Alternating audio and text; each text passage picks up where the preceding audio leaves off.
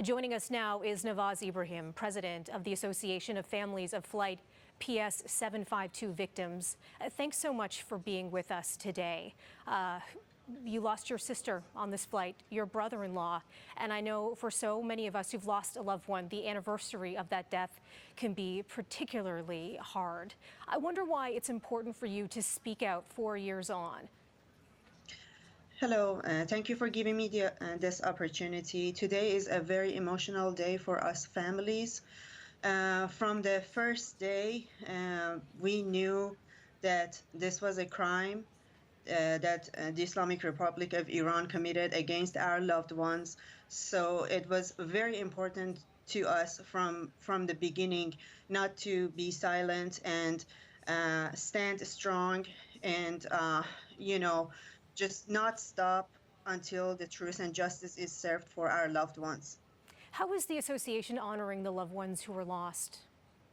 So yesterday we visited several of the graves of PS752 victims here in Toronto, also globally.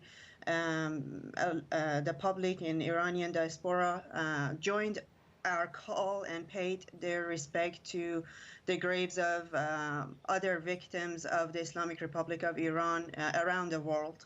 And then later in the day, we had a candlelight vigil here in Toronto Lastman Square.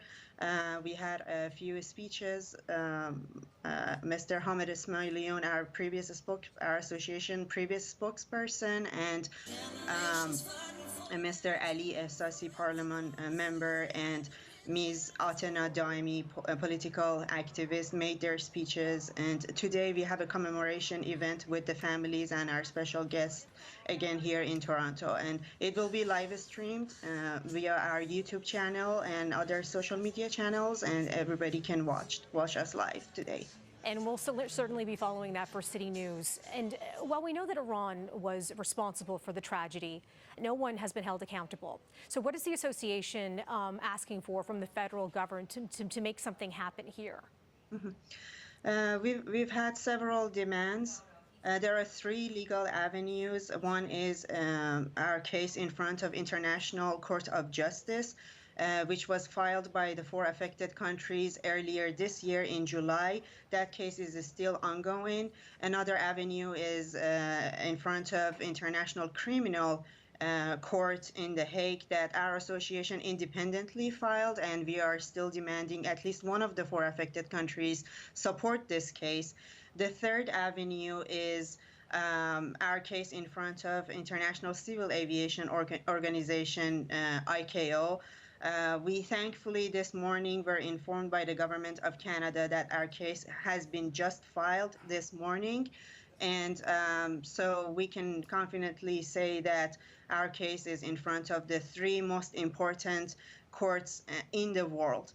Other than that, we are still pushing for our other demands, which is listing the entirety of the IRGC as a terrorist organization here in Canada.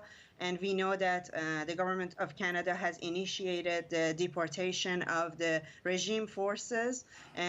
We encourage this initiative, and we want this to continue and go even quicker. We also like to see more cooperation and much faster cooperation between the RCMP of Canada and the domestic criminal case in Ukraine.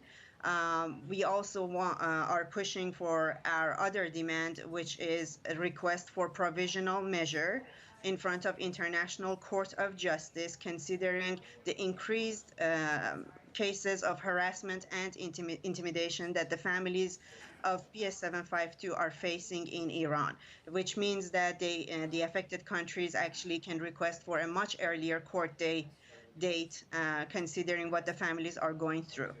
I'm wondering when you're expecting a response or some action down the variety of avenues that you're following here. Sure. It's a very long path and long time waiting. International Court of Justice, we're looking at least 2 years, but if the affected countries request for provisional measures, that can shorten it to maybe a year or even less. Same thing with International Criminal Court.